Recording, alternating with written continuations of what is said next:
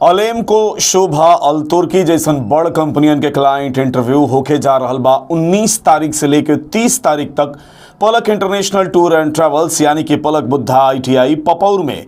तो चलिए शुरुआत कल जाओ कि सबसे पहला क्लाइंट इंटरव्यू जन बा कौना कंपनी के बा और ओकरा कौना ट्रेड के आवश्यकता बा।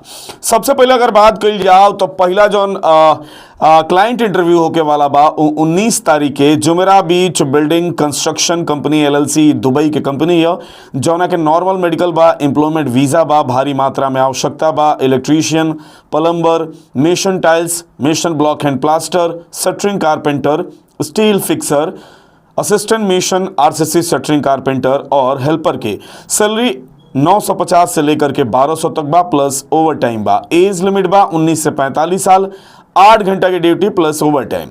एक बाद 19 तारीख के ही अलगेंसिया मैकेनिकल इंजीनियरिंग मालदीव्स की कंपनी है जौना के नॉर्मल मेडिकल बा और क्लाइंट इंटरव्यू बाटे।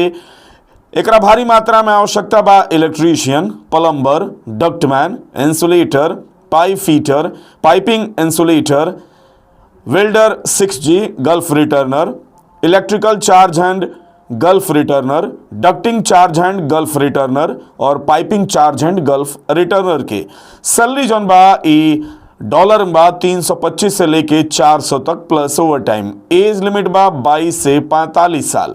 एक बाद 20 तारीख के बिल्ट मिडिल ईस्ट दुबई की कंपनी है जौना के नॉर्मल मेडिकल बा, एम्प्लॉयमेंट वीजा बा, भारी मात्रा में आवश्यकता बा plumber, assistant plumber, mechanical helper के सैलरी 650 से लेके 1000 प्लस 250। टारगेटेड सैलरी जौन बा 1300 से लेके 1800 तक बा। एज लिमिट बा 19 से 45 साल, 8 घंटा की ड्यूटी प्लस 2 घंटा के फिक्स ओवर टाइम। एक बाद जिनको कॉन्ट्रैक्टिंग कंपनी LLC शारजहां के कंपनी है जौना के नॉर्मल मेडिकल बा, एम्प्लॉयमेंट वीजा बा, भारी मात्रा में आवश्यकता बा मेसन टाइल्स के सैलरी बा 1300 से लेके 1450 तक plus overtime. Age limit बा 19 से 49 साल यानी कि ज्यादा उम्र वाला लोग खातिर भी सुनहरा मौका बा। 8 घंटा की ड्यूटी बा प्लस ओवर टाइम बा। एक बाद 20 तारीख के ही अल्तुर्की ओमान के बहुत बड़ा और बहुत पुराना कंपनी है एकर क्लाइंट इंटरव्यू बाटे, एम्प्लॉयमेंट वीजा बाटे। एकरा भारी मात्रा में आवश्यकता बा अल्मोनियम टेक्नीशियन और CNC ऑपरेटर ग्लास के सैलरी बा 90 से लेके 180 तक plus overtime. Age limit बा 21 से 42 साल। एक बाद 21 तारीख के Alemco Dubai, अलेमको electromechanical company LLC ई जौन कंपनी भी है एकर क्लाइंट इंटरव्यू बाटे, नॉर्मल मेडिकल बाटे। एकरा भारी मात्रा में आवश्यकता बाटे electrician, plumber, pipe fitter, ductman, insulator, duct fitter fabricator, ELB technician, CCTV technician, charge hand electrician, charge hand plumber, charge hand ducting insulator, charge hand piping के। एक सैलरी ग्रेड वाइज बा 850 से लेकर के सैलरी जौन बा 1900 तक बा प्लस 2 घंटा के फिक्स ओवर टाइम बा 8 घंटा के ड्यूटी के बाद। एमे फ्रेशर जौन बाड़े वो 20 से 45 साल और रिटर्नर 20 से 55 साल, माने ज्यादा जेकर उम्र होई ओकरो सिलेक्शन एमे हो जाई। एक बाद 22 तारीख के शोभा कंपनी LLC दुबई के क्लाइंट कंपनी है जौना के क्लाइंट इंटरव्यू बाटे, नॉर्मल मेडिकल बा, एम्प्लॉयमेंट वीजा बा, भारी मात्रा में आवश्यकता बा mason block and plaster, mason tiles, scaffolder, gypsum carpenter, furniture carpenter, assistant mason RCC shuttering carpenter और हेल्पर के सैलरी जौन बा 700 से लेकर के 1100 तक बा प्लस ओवर टाइम बा। साथ ही शोभा कंपनी के जौन फैसिलिटी मिलेला कि अपना वर्कर के पत्नी के खाता में हर महीना 2000 रुपया और बच्चन के पढ़ाई खातिर 10,000 रुपया सालाना, ओकरा अलावा बर्थडे एनिवर्सरी ये सब कुछ विश करेले कंपनी, सेलिब्रेट करेले। एमे एज लिमिट बा 21 से 42 साल। एक बाद 22 तारीख के Empire State company LLC Dubai के कंपनी है जौना के नॉर्मल मेडिकल बा, एम्प्लॉयमेंट वीजा बा, भारी मात्रा में आवश्यकता बा electrician, plumber, pipe fitter, pipe fabricator, insulator pipe, welder 6G pipe, fire alarm technician, ELB technician के सैलरी जौन बाटे वो 1400 से लेकर के 2000 तक बा और कुछ में नेगोशिएबल बा। एज लिमिट बा 20 से 45 साल। 8 घंटा के ड्यूटी बा प्लस 2 घंटा के ओवर टाइम बा। एकरा बाद Alec engineering contracting company Dubai के कंपनी है। 23 तारीख अगर क्लाइंट इंटरव्यू फिर से होके वाला बा, जौना में नॉर्मल मेडिकल बा, एम्प्लॉयमेंट वीजा बा, भारी मात्रा में आवश्यकता बा mission tiles, mission block and plaster, shuttering carpenter, mission charge hand, shuttering carpenter charge hand, assistant mason RCC shuttering carpenter और हेल्पर के।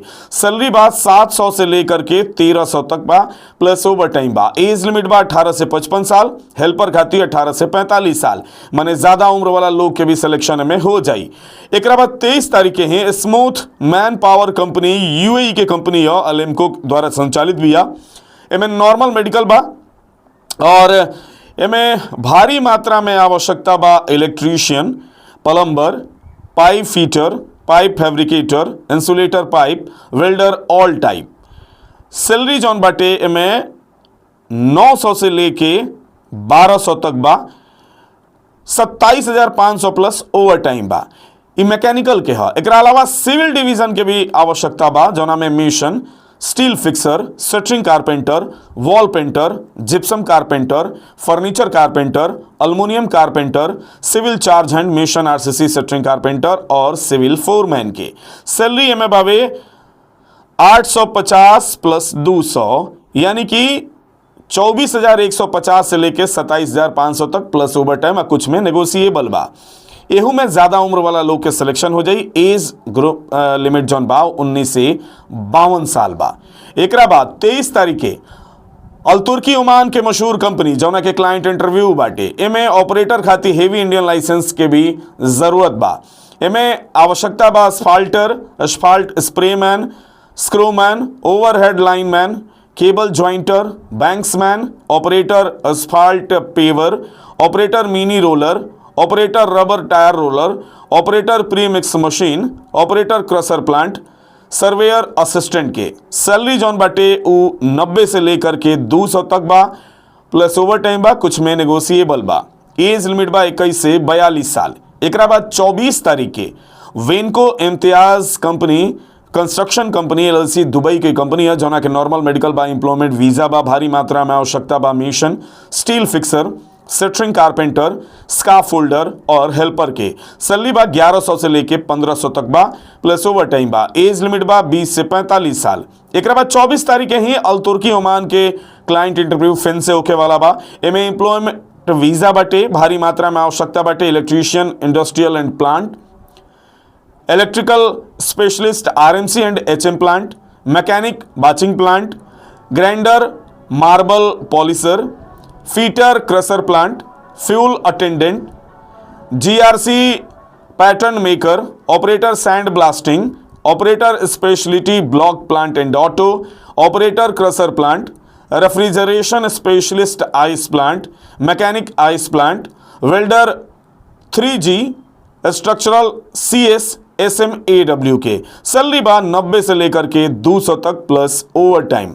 एज लिमिट बा 21 से 42 साल। एक बाद 25 तारीख के gulf construction and landscaping LLC Dubai के कंपनी ही है, जौन की अल खयात इन्वेस्टमेंट ग्रुप के ई कंपनी है, जौना के नॉर्मल मेडिकल बा, एम्प्लॉयमेंट वीजा बा, भारी मात्रा में आवश्यकता बा इलेक्ट्रीशियन और प्लम्बर के। सैलरी बा 1550 प्लस 3 घंटा के fix overtime. Age limit जौन बा उ 20 से 45 साल बा। एकरा बाद पिवोट इंजीनियरिंग LLC दुबई के कंपनी है। 26 तारीख के क्लाइंट इंटरव्यू बाटे, नॉर्मल मेडिकल बाटे, एम्प्लॉयमेंट वीजा बाटे, भारी मात्रा में आवश्यकता बा electrician, plumber, ductman, insulator, AC technician, welder, wall painter, mason block and plaster, mason tile, mason general, scaffolder, steel fixer के। सैलरी जौन बा 950 से लेकर के 1400 तक बा। टारगेटेड सैलरी की अगर बात कल जाओ तो 1600 से लेके 1700 तक बा प्लस ओवर टाइम बा। 8 घंटा की ड्यूटी बा प्लस 2 घंटा के ओवर टाइम बा। एज लिमिट 21 से 42 साल बा। एक बाद 27 तारीख के Al Safar general construction company LLC Dubai के कंपनी ही और एक नॉर्मल मेडिकल बाटे, एम्प्लॉयमेंट वीजा बाटे, एक जरूरत बाटे shuttering carpenter, steel fixer, assistant mason RCC shuttering carpenter और हेल्पर के। सैलरी बा 90 से लेकर के 1025 plus overtime. Age limit बा 22 से 40 साल। एक बाद 27 तारीख के ही अल तुर्की ओमान के मशहूर कंपनी है, अगर क्लाइंट इंटरव्यू एक बार फिर से बा।